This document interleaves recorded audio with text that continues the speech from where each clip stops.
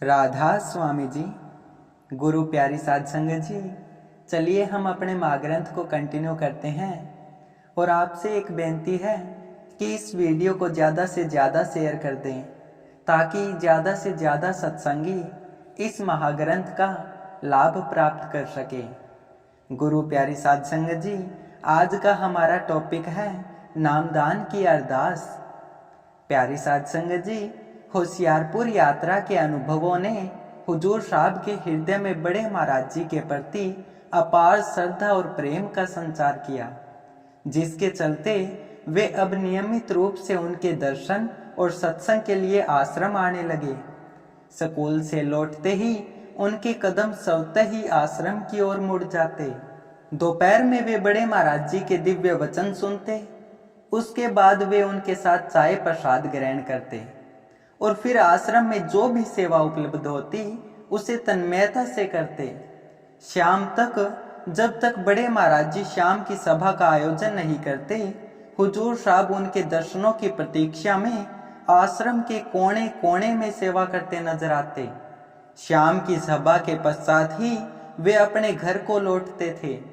हुजूर साहब के मन में अब हर वक्त बड़े महाराज जी के दर्शनों की गहन लालसा जागृत होती रहती थी। अब वे शनिवार और रविवार की छुट्टियां मित्रों और परिवार के साथ बिताने के बजाय बड़े महाराज जी के सानिध्य में आश्रम में समय व्यतीत करने लगे। ज्यों-ज्यों सत्संग का प्रभाव हुजूर साहब पर गहरा होता गया, उनके सांसारिक बंधन हल्के पड़ते चले गए। जब भी उन्हें खाली समय मिलता, वे आश्रम में ही पाए जाते।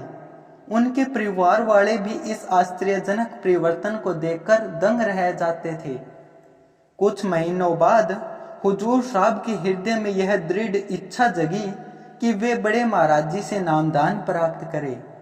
1977 में उन्होंने पहली बार नाम दीक्षा के लिए अनुरोध किया, परंतु बड़े महाराज जी ने यह कहकर उन्हें मना कर दिया कि अभी उनका समय नहीं आया है।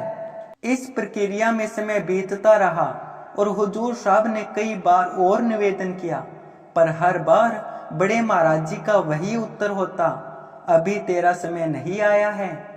अंततः हुजूर साहब की लंबे समय से की गई अर्जी को राधा स्वामी दयाल ने उसी ऐतिहासिक दिवस पर स्वीकार किया जब उन्होंने पहली बार राधा स्वामी मत का पहला सत्संग आरंभ किया था, जिस दिन उन्होंने मानव जाति के उद्धार का संकल्प लिया था। यह शुभ घड़ी 12 फरवरी 1978 को बसंत पंचमी के दिन अंटा आश्रम में आयोजित वार्षिक सत्संग के दौरान आई। उस दिन बड़े महाराज जी ने 2 महीने की गहन साधना के बाद अपना मौन तोड़ते हुए अंटा आश्रम में सत्संग की शुरुआत की और नामदान से पहले अचानक भाई रामकिशन जी को मास्टर कंवर को बुलाने का निर्देश दिया। हुजूर साहिब, जिन्होंने पूरी रात सेवा में बिताई थी, उस वक्त थकान में एक खाट पर लेटे थे। उन्होंने सोचा था कि वे थोड़ी देर आराम कर लेंगे जब तक बड़े महाराज जी नामदान समाप्त नहीं कर लेते। लेकिन जैसे ही वे लेटे, भाई रामकिशन जी उनके पास आए और कहा, उठो मास्टर जी, आपको बड़े महाराज जी ने नामदान में बैठने को कहा है, आज आपको नाम मिलेगा।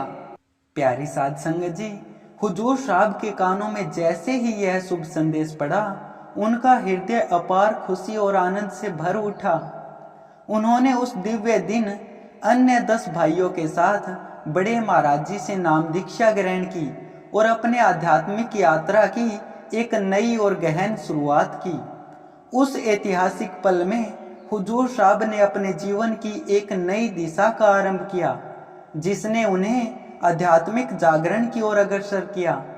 प्यारी साध संगत जी, कल फिर यहीं से इस महाग्रंथ को कंटिन्यू करेंगे। तब तक आप सभी को प्यार भरी राधा स्वामी।